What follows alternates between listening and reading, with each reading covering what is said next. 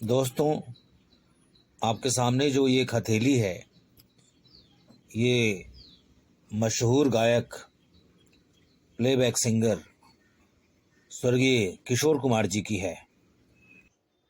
तो मित्रों, मैं ये देख रहा हूँ कि किशोर कुमार की कुंडली भी मैंने निकाल ली है, क्योंकि मैं एक ज्योतिष का जानकार भी हूँ और मैं कई लेख इंडिया के मशहूर पत्र पत्रिकाओं में छपते रहे हैं। जिन लोगों ने देश की महत्वपूर्ण पत्रिकाओं को पढ़ा है, जैसे सौभाग्यदीप हो गया, ज्योतिष सागर हो गया, ज्योतिष मंथन हो गया, इन सब पत्रिकाओं को जो लोग पढ़ते आ रहे हैं वो लोग मेरा नाम अच्छी तरह जानते होंगे, क्योंकि मेरे लेख एक ही महीना के पत्रिका में कभी कभी 2-3 लेख छप जाते थे। तो ऐसा बहुत कम होता है कि एक लेखक का 2-2 लेख छपे एक पत्रिका में और एक ही अंक में। तो मैं, एक तरह से देखा जाए तो मैं पहले ही से ही लोगों के बीच में जाना जाता हूँ, एक अच्छे ज्योतिषज्ञ और हस्तरेखा शास्त्री के रूप में। कई लोगों का मुझे पत्र व्यवहार भी मिला, अपनी समस्याओं का लेके हमेशा मिला, मैंने समाधान भी किया। तो जैसा कि मैंने पता भी लगाया कि सबसे अधिक पत्र मेरे पास ही आते थे। लेखक की तो कमी नहीं है इंडिया में, लेकिन सबसे अधिक मुझे, मेरा एड्रेस नहीं होने के बाद भी किस तरह से लोग ढूंढ ढूंढ के मेरे घर दूर दूर से आते थे, यहाँ तक विदेश से भी लोग आते थे खोजते हुए, ये जान के कि मैं यहाँ पे रहता हूँ सिर्फ, बाकी पता वो खुद लगा लेते थे। तो कहने का मतलब ये है कि मेरे सामने किशोर कुमार जी की पत्रिका भी है और हस्तरेखा शास्त्र का मैंने पहले ही छाप दिखा दिया आपको कि उनमें क्या ऐसी रेखाएं थी जो इतने बड़े सिंगर बने। और साथ ही साथ मैं उनकी कुंडली भी मेरे सामने रखी हुई है कि दोनों को मिला के जब जो फल होता है वो अधिक अकाट्य होता है। कुंडली और हस्तरेखा दोनों को मिलाना चाहिए, तब जाके फल जो 100% अकाट्य होता है। तो मैंने यही करता हूँ, जब किसी का फलादेश देना होता है तो हस्तरेखा शास्त्र और ज्योतिष दोनों पर निर्भर रहता हूँ। तो अभी मैं सिर्फ हस्तरेखा शास्त्र के पास ऊपर आ रहा हूँ, और उसके बाद मैं ज्योतिष में जाऊंगा। तो मैं देख रहा हूँ कि आदरणीय किशोर कुमार जी कुंडली में कई योग महान हैं, वो तो ठीक है, लेकिन हस्तरेखा क्या कहती है ये ज़्यादा महत्वपूर्ण है। क्योंकि एक से कुंडलियां जो हैं, संसार में कई लोगों को कुंडलियां एक जैसी मिल जाती हैं, लेकिन सबका भाग्य एक जैसा नहीं हो सकता है। उदाहरण के लिए अगर अमिताभ बच्चन पैदा हुए होंगे तो उनके साथ उसी टाइम में हजारों अमिताभ बच्चन पैदा हुए होंगे, तो हर कोई अमिताभ बच्चन नहीं बन गया। हाँ, कुंडली एक जैसी है, लेकिन हस्तरेखा शास्त्र अलग है, हथेली की रेखाएं अलग हैं सबकी।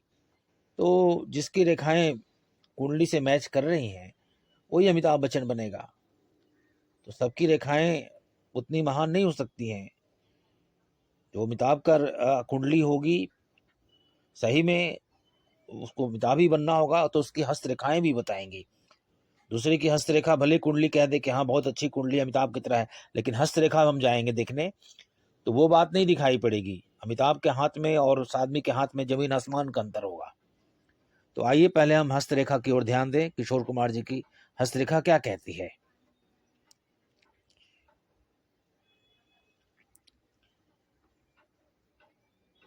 किशोर कुमार जी की हस्तरेखा में बहुत से ऐसे रेयर आपको रेखाएं मिल जाएंगी जो कहीं मिलना संभव नहीं है, बहुत कम मिलते हैं।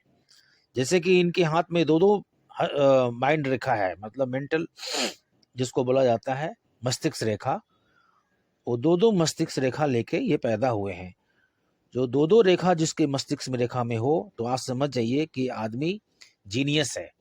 इसमें ऐसी कुछ बात है जो ये दुनिया संसार में कुछ ऐसा काम करेगा किसी क्षेत्र में कि इतिहास में अमर हो जाएगा।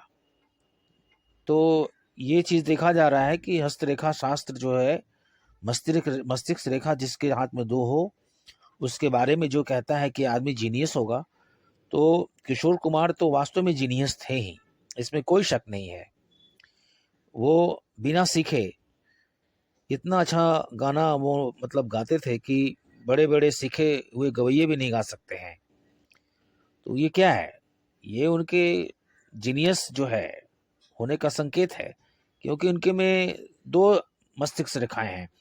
जिसमें दो मस्तिष्क रेखाएं हैं, वो उसका जो क्षेत्र होता है सिर्फ एक क्षेत्र नहीं रहता है, वो दो क्षेत्रों में, तीन क्षेत्रों में वो अपना नाम कमाता है। यही कारण है कि किशोर कुमार एक मशहूर गायक भी रहे और साथ साथ मशहूर अभिनेता भी रहे। हास्य अभिनेता के रूप में उन्होंने बहुत अच्छी ख्याति प्राप्त की एक समय में, और इतना अच्छा उनका रहा कि वो बहुत आगे उनका करियर जा रहा था, लेकिन उन्होंने फिर वो संगीत की तरफ मुड़ गए। तो ये जीनियस जो है, ये उनके हस्तरेखा में, मेंटल रेखा जिसको मस्तिष्क रेखा बोलते हैं, वो बिल्कुल सही है। और उसका परिणाम भी हम लोग देखे कि कैसे किशोर कुमार एक ही नहीं दो तीन क्षेत्रों में वो नाम कमाए। हास्य अभिनेता हो गए, म्यूजिक कंपोजर भी रहे, उन्होंने कई गाने भी बनाए हैं। तो हस्तरेखा शास्त्र के अनुसार डबल हेडलाइन जिसका होता है, वो अपने भाग का निर्माता खुद होता है, वो बहुत शक्तिशाली होता है, और कितना भी स्ट्रगल किसी लाइन में क्यों ना हो, वो एक दिन अपना झंडा गाड़ के रहता है। यही कारण था कि जब किशोर कुमार आए तो उसके टाइम में, उनके टाइम में बड़े बड़े सिंगर लोग थे जो इतने एस्टेब्लिश थे कि किशोर कुमार फटक भी नहीं पा रहे थे उन लोगों के मतलब ख्याति के सामने। जैसे कि मोहम्मद रफ़ी साहब का बच्चर गायम था, वो संगीत के बेताज बादशाह माने जाते थे, और बैजू बावरा जैसे गीत आदि गा के वो उन्होंने अपना लोहा मनवा लिया था, और किशोर कुमार को उनके सामने खड़े होना भी मुश्किल था। उनको एक आध गाना मिलता किशोर कुमार को और फिर वो गुमनाम हो जाते। लेकिन धीरे धीरे धीरे उनको गाने मिलने लगे, क्योंकि हाथ का चमत्कार दिखलाया। और 1970 आते आते उनकी एक पिक्चर आई आराधना, और उसमें जो उन्होंने रोमांटिक गीत गाए, रूप तेरा मस्ताना, मेरे सपनों की रानी, इस गानों ने इतना हिट हो गया इनका गाना कि वो सुपर सिंगर बन गए, सुपर स्टार सिंगर बन गए। और फिर उन्होंने पीछे मुड़ के नहीं देखा, और ऐसा समय आया कि फिर रफ़ी साहब को गाने के लाले पड़ गए। मतलब रफ़ी साहब थर्ड नंबर पे आ गए, सेकंड पे मुकेश जी बने रहे। तो ये सब क्या है? ये सब हाथ की जो शक्तिशाली हाथ है, उसका परिणाम उन्होंने लेट देर सवेर उनको मिला। इसलिए कहते हैं कि हाथ की रेखाएं झूठ नहीं बोल सकती हैं। तो किशोर कुमार जी इतने बड़े सिंगर इसलिए बने कि उनके हाथ में कई ऐसी रेखाएं हैं जो अन्यत्र मिलना संभव नहीं है। वो अगर मिल भी जाएंगी तो उनमें कहीं न कहीं कुछ न कुछ कमी रहेगी। वो सिंगर एक लेजेंड थे, इसमें कोई शक नहीं है, लेकिन उनके हाथ में कुछ और भी रेखाएं थी। जैसे कि आप देखेंगे उनका मंगल पर्वत जो है काफी स्ट्रांग था। मतलब वो मंगल पर्वत जो अंगूठे के पास होता है, और वहीं से एक मस्तिष्क रेखा निकली हुई थी। दो मस्तिष्क रेखा थी, एक मस्तिष्क रेखा जो है वो उसी मंगल पर्वत से निकली हुई थी, और मंगल पर्वत से निकलने के कारण उसमें बहुत अधिक पावर आ गया था मंगल का। एग्रेसिव होना, उत्साही होना, और बात बात में रूठ जाना, जिसको एसेंट्रिक बीमारी बोलते हैं, वो किशोर कुमार जी में था। कब उनका मूड क्या चेंज हो जाए कोई नहीं जानता था। वो गाते गाते कभी बोलते थे कि मैं अब नहीं गाऊंगा, मेरा गला खराब हो गया है, तो ये रिकॉर्डिंग कल होगी। या कहीं बोलते कि पैसा पूरा नहीं आया, रिकॉर्ड नहीं करूंगा। फोन किया जाता कि भाई आप रिकॉर्ड के लिए आइए, तो फोन उठाते थे तो वो गधे की, बकरी की आवाज निकालने लगते थे, क्योंकि मालूम था कि ये जो प्रोड्यूसर है या डायरेक्टर है या म्यूजिक डायरेक्टर है, ये पैसा मेरा अटकाया हुआ है, तो जब तक मुझे पहले का पैसा नहीं देगा इसकी रिकॉर्डिंग मुझे नहीं जाना है। तो बकरी गधा बन के फोन पे वो आवाजें निकालते थे। तो ये सब उनको कहा था कि उनके जो मस्तिष्क में जो एसेंट्रिक बातें थी, वो डबल हेड लाइन की में एक जो मस्तिष्क रेखा उनका मंगल से आ रहा था, उससे वो मतलब प्रभावित थी। इसलिए कारण वो उनके व्यवहार में चेंजिंग आते रहती थी मंगल के कारण।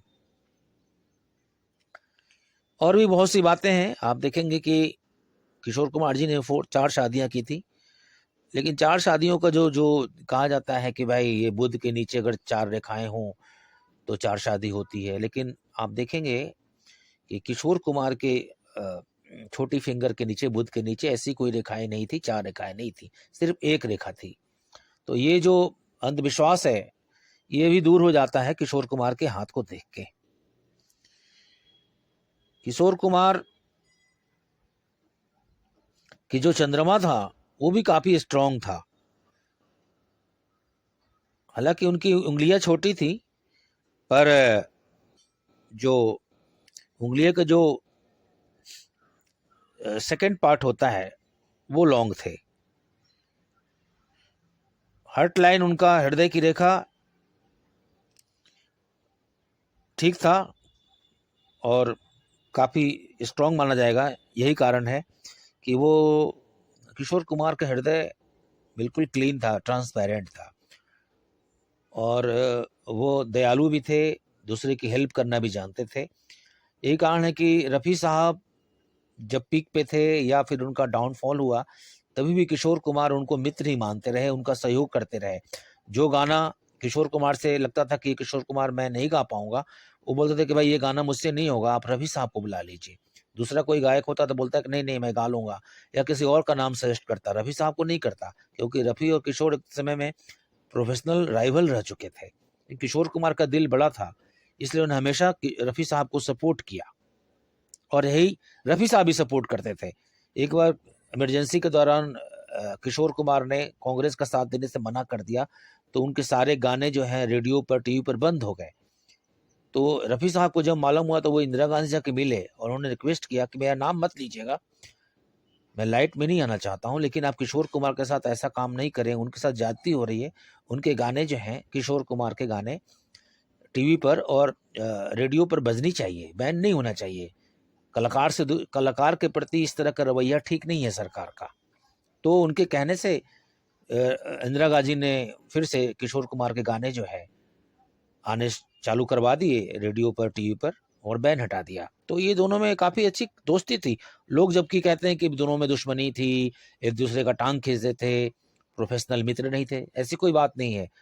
एक दूसरे का वो लोग बहुत हेल्प करते थे। लंदन में शो था किशोर कुमार का, तो रफ़ी साहब उनके घर गए, उन्होंने 12 बजे आए और बोले कि भाई भी खाना बनाइए मेरे लिए, तो खाना बनाया उन्होंने, किशोर कुमार ने खाना खाया, अपने बेटे के साथ रफ़ी साहब गए थे। तो बहुत सी घटनाएं हैं। तो हम लोग अगर रफ़ी साहब को और किशोर कुमार को दुश्मन मानते हैं तो हम लोग की मूर्खता है। और भी बहुत सी बातें आप इनके हाथ में देखेंगे कि जो मस्तिष्क रेखाएं हैं एक दूसरे को ओवरलैप कर रही हैं, और एक तो मस्तिष्क रेखा जो बिल्कुल क्लियर है वो बीच में रुक गई है, और एक जो निकल रही है वो मंगल पर्वत से निकल रही है। तो मंगल पर्वत का प्रभाव भी उनमें हमने देखा कि कैसे वो तुनक मिजाज थे।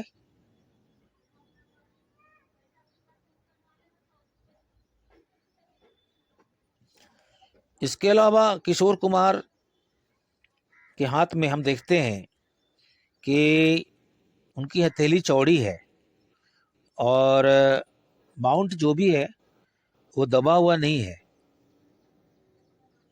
हृदय रेखा भी काफी अच्छी है। यही कारण है कि उनके जीवन में एक संतुलन रहा, मतलब एक विराट पर्सनालिटी बने वो। जहां तक पैसे की बात है, भौतिक चीजों की बात है, ये हाथ भी उनका दिखा रहा है कि वो पैसे को बहुत महत्व देते थे। यही कारण है कि उन्होंने हमेशा पैसा पहले लिया, रिकॉर्डिंग के पहले लिया, और जिसने पैसा नहीं दिया उनकी रिकॉर्डिंग कैंसिल कर दी या बीच में ही भाग गए रिकॉर्डिंग स्टूडियो से ही। तो ये सब बातें हैं। अभी पहला पार्ट में मैंने ये किशोर कुमार जी के बारे में थोड़ा इंट्रोडक्शन दिया है, अभी दूसरा पार्ट भी बनाऊंगा, तो आगे की बात करेंगे हम लोग कि कैसे किशोर कुमार की मृत्यु हुई। थोड़ा बता देता हूं मैं, किशोर कुमार के हाथ में जनरली देखा जाता है कि जिसके लाइफ लाइन बहुत अच्छी होती है, लंबी होती है, वो जो है लंबा आयु प्राप्त करता है। किशोर कुमार की लाइफ लाइन काफ़ी लंबी है, दूर तक गई हुई है, पूरा घेर ली हुई है। फिर भी किशोर कुमार 58 साल की उम्र तक ही जीवित रहे। इसका क्या कारण है? क्योंकि लाइफलाइन तो बहुत ऊंची है, लंबी है। तो मृत्यु का जो निशानी होता है, कोई जरूरी नहीं है कि लाइफलाइन में ही हो, ये कहीं भी हो सकता है। किशोर कुमार के केस में हम देखते हैं कि उनका जो फेट लाइन था शनि के नीचे, वहां पे एक डार्क कट बना हुआ था, और ये डार्क कट ये शो करता है कि कुछ न कुछ आपके जीवन में अननेचुरल दुर्भाग्यपूर्ण घटना घटने वाली है। और यही हुआ, वो लाइफ उनका ये जो कट था वो छीन ले गया। तो बहुत सी बातें हैं जो हम लोग कुंडली से जान सकते हैं, लेकिन अच्छी तरह जानने के लिए हमें हाथ का सहारा लेना ही पड़ता है। हाथ का सहारा नहीं लेंगे तो वो बात ज्योतिष पूरा क्लियर नहीं कर पाएगा।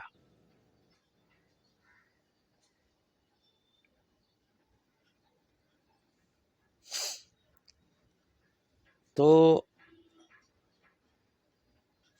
हस्तरेखा शास्त्र में आप देखेंगे कि कई बातें ऐसी हैं जो ज्योतिष भी नहीं समझा सकता है। किशोर कुमार के हाथ में आप देखेंगे कि उनके हाथ में जो सन लाइन है वो बहुत अच्छा है, बहुत क्लियर कट है, उसमें कोई कट नहीं है। और वो उसमें इसमें से एक शाखा निकल के बुध पर्वत की ओर जा रही है। उनका अंगूठा भी आप देखेंगे कि स्ट्रांग है। इच्छा शक्ति जो है, जिसको ऊपर का सबसे बड़ा मतलब अंगूठे का सबसे ऊपरी हिस्सा जो है वो बहुत स्ट्रांग है। तो इससे मालूम पड़ता है कि वो इच्छा शक्ति के भी धनी थे। ऐसा नहीं कि बस केवल संगीत का शौक हो गया, उसको उन्होंने पूरा करने के लिए उन्होंने कोई उपाय नहीं किया, उनमें इच्छा शक्ति नहीं थी। उन्होंने वो स्ट्रगल भी किए। किशोर कुमार जी भले उनके बड़े अशोक कुमार जी भले उनके बड़े भाई थे, उनको उन्होंने सहारा दिया, घर में रखा, गांव से बुलाया, लोगों से मिलवाया, बात खत्म हो गई। और कहा कि भाई तुम काम करो, तुम्हारे में संगीत उंगीत का कुछ ऐसा कुछ होने वाला नहीं है, क्योंकि बड़े बड़े गायक पड़े हुए हैं तुमसे, और कितने तो असफल होकर गाँव लौट गए। किशोर कुमार जो हैं, तुम बहुत भी अभी संगीत में तुम बहुत छोटे हो, तुम्हारे सामने बड़े बड़े विराट शिखर हैं, जैसे कि सैगल साहब हो गए, मोहम्मद रफ़ी साहब हो गए, तलत अजीज साहब हो गए, तलत महमूद जी हो गए, बड़े बड़े नाम हैं। इनके सामने तुम कहाँ ठहरोगे? तुम्हारी आवाज़ भी उतनी अच्छी नहीं है। म्यूजिक डायरेक्टर ने बोल दिया कि वो बात नहीं है इनकी आवाज़ में, इसलिए गायन क्षेत्र की ओर ध्यान न दें, अपना टाइम वेस्ट नहीं करें, ये अपना कुछ और करें, अभिनेता आदि बनने का ट्राई करें। तो वही किशोर कुमार कहने पे, अशोक कुमार जी कहने पर किशोर कुमार अभिनय के क्षेत्र में मुड़ गए। अच्छा खासा नाम भी कमाया उन्होंने। किशोर कुमार के हाथ में हम देखे हैं कि वीनस पे काफी अच्छी रेखाएं हैं, मतलब आड़ी तिरछी रेखाएं हैं काफी। तो इससे क्या होता है कि वीनस स्ट्रांग तो है, लेकिन वो उनको थोड़ा एक तरह से भोग की तरह भी खींचता है। इसलिए कारण था कि वो किशोर कुमार हमेशा जो है लगे रहे संगीत की तरफ भी थे।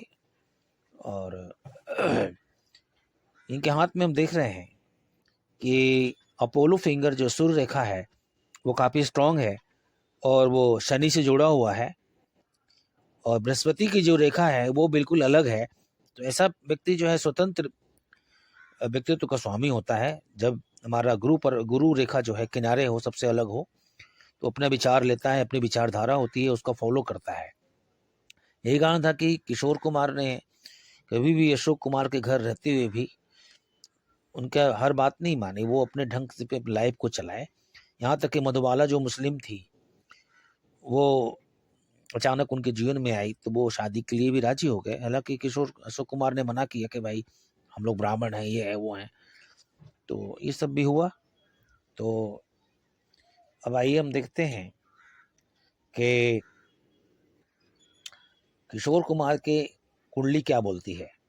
अभी आप कुंडली में देखेंगे तो इनका धनु लग्न है, और धनु लग्न में ही शनि स्ट्रांग होकर बैठा हुआ है, और सप्तम स्थान में शुक्र बैठा हुआ है जो स्वतंत्र व्यवसाय का मालिक है। शुक्र चूंकि सिनेमा का कारक है, संगीत का कारक है, और स्वतंत्र व्यवसाय में बैठा हुआ है स्ट्रांग होके, बहुत स्ट्रांग है। और शुक्र जो है सुंदर ग्रह है, इसलिए उनकी पत्नी भी एक से उनको जो है मिली फिल्मी लाइन की। और शनि की दृष्टि चूंकि शुक्र पर है, इसलिए शनि शुक्र के कारण एक महालक्ष्मी के योग का भी सृष्टि होती है। और ये शनि जो है 10वें स्थान कर्म स्थान पर भी दृष्टि डाल रहा है। तो इस दृष्टि से हम देख रहे हैं कि शनि शुक्र का खेल उनके जीवन में बहुत जबरदस्त रहा और वो उनको समय पे ऊंचाई पे ले गया। बृहस्पति इनका जो है लग्नेश के 6ठे स्थान में बैठा है, शुक्र की राशि में बैठा है, इसलिए शुक्र का पावर मिल रहा है। इसलिए लग्नेश भी ये पूरा संगीतमय हो गया है। बृहस्पति पूरा शक्ति अपने संगीत में कला में लगा दिया है। और इनका भाग्य रेखा, भाग्य में इनका मंगल बैठा हुआ है जो बहुत स्ट्रांग है, विद्या का मालिक होके भाग्य में सिंह राशि का मंगल बैठा हुआ है। तो ये जन्मजात रूप से ये इनकी विद्या जो है जन्मजात रूप से प्राप्त थी, इसलिए इनको संगीत सीखने की जरूरत नहीं पड़ी। इनको भाग्य की मदद से संगीत अपने आप इनको इनके मस्तिष्क में अपने आप इनको जो है समा गया, इनके हृदय में, इनके आत्मा में संगीत खुद अपने आप आ गया। इसलिए कारण बिना सीखे ही इतने बड़े गायक बने। तो यही सब बातें हैं। आगे हम लोग देखते हैं कि और क्या क्या इनकी कुंडली में है दूसरे खंड में। धन्यवाद।